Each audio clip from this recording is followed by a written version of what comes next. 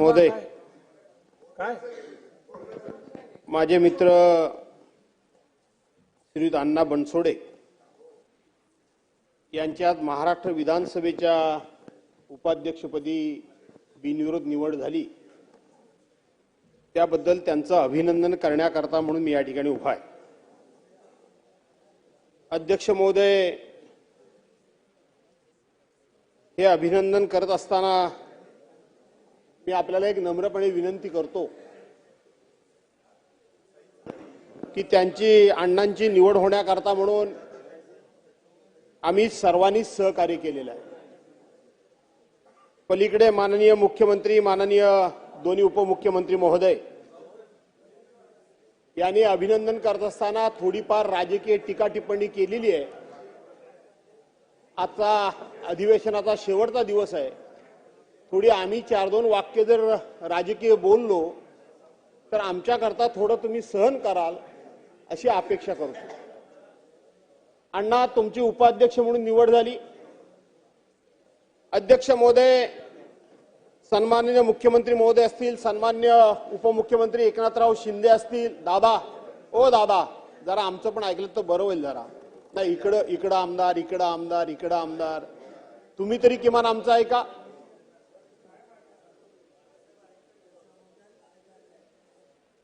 आणि म्हणून सन्मान्य मुख्यमंत्री महोदय असतील, सन्मान्य एकनाथरावजी शिंदे उपमुख्यमंत्री असतील, सन्मान्य अजितदादा मुख्यमंत्री महोदय असतील, त्यांनी या महाराष्ट्राच्या विधानसभेची खूप मोठी गौरवशाली परंपरा या ठिकाणी विषद केली, आपल्या भाषणामध्ये सांगितली।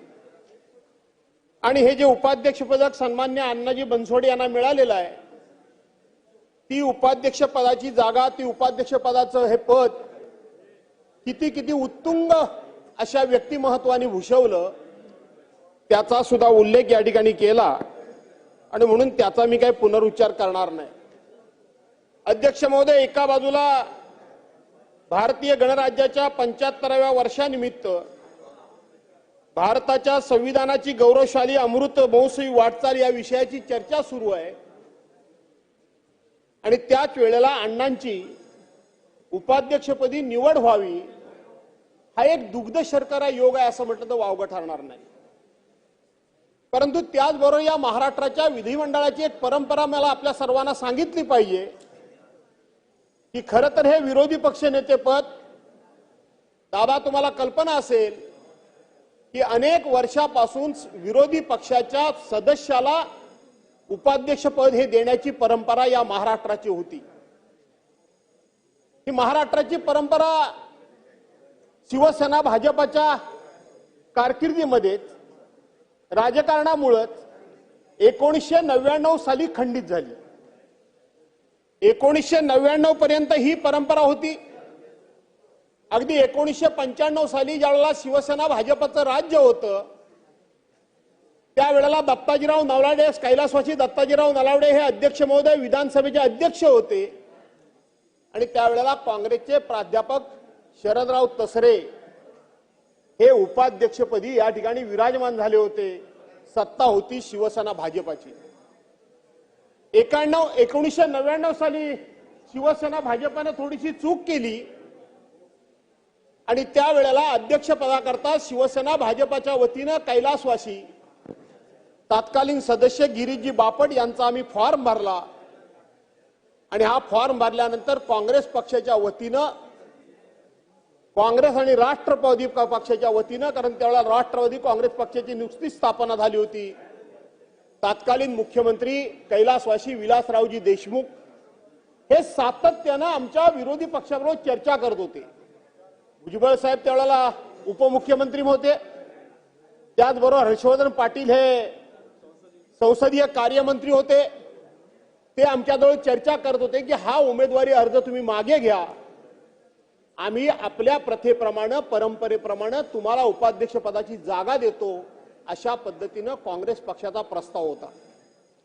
आम्ही ऐकलो नाही, आम्ही ती निवडणूक लढलो, आम्ही ती निवडणूक हारलो आणि हारल्यानंतर स्वाभाविक आहे आम्ही त्यांना सहकार्य केलं नाही तर ते आम्हाला सहकार्य कसं करतील।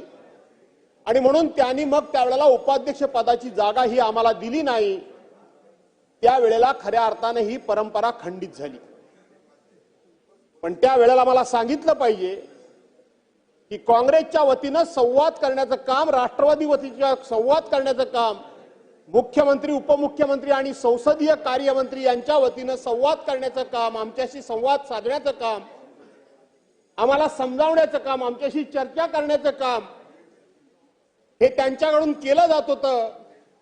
पण आज ज्यांच्याकडे एवढं पाशवी बहुमत आहे, या पाशवी बहुमताचा अहंकार या ठिकाणी दिसला की साधारणपणे ही निवडणूक बिनविरोध होण्याकरता तुम्ही आम्हाला सहकार्य करणार की नाही करणार, ही चर्चा करण्याचं औदार्य सुद्धा सत्ताधारी पक्षाकडे दिसलं नाही. अध्यक्ष महोदय, आम्ही बिनविरोध पाठिंबा करतोयच, पण हे औदार्य असलं पाहिजे.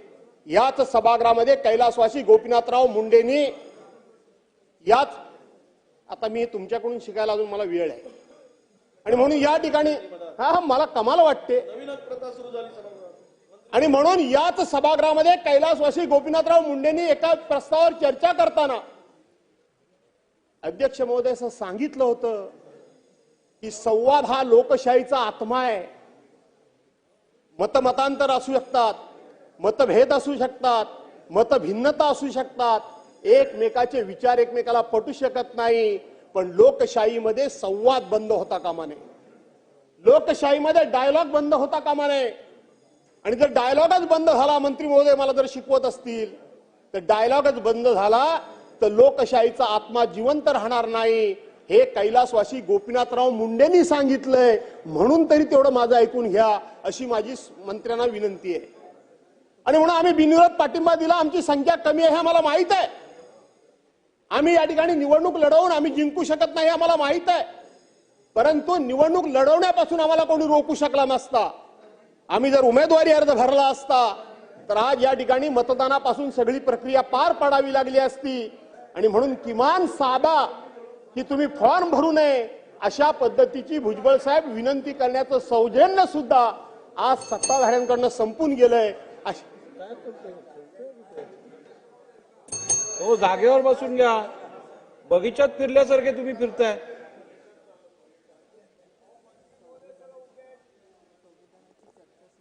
आणि म्हणून अशा प्रकारचं सौजन्य संपणं हे लोकशाहीच्या हिताचं नाही अध्यक्ष महोदय. आणि म्हणून अण्णा तुमचं मी अभिनंदन तर करतोच. दादांनी संपूर्णपणे तुमची राजकीय कारकीर्द सांगितली. तुम्हाला कदाचित आठवत असेल की काही कालावधी करता तुम्ही आम्ही एकत्र काम केलेलं आहे. आम्ही एकत्र काम केलेलं आहे, सभागृहामध्ये नव्हे, पक्ष म्हणून सुद्धा आपण एकत्र काम केलेलं आहे. तुमच्यासारखा एक छोट्यातल्या छोट्या घराण्यातून आलेला एक सदस्य या ठिकाणी आज उपसभापती झाला, याचा मला अभिमान आहे. दादांनी इथं सांगितलं की अण्णा बनसोडे हे पानपट्टी चालवायचे, गुलाबराव पाटील हे पानपट्टी चालवायचे, आमचे अनंत उर्फ बाळा नर हे त्या ठिकाणी कुठले मेडिकलच्या दुकानामध्ये होते. दादा, मी माझं आयुष्य तुम्हाला सांगितलं,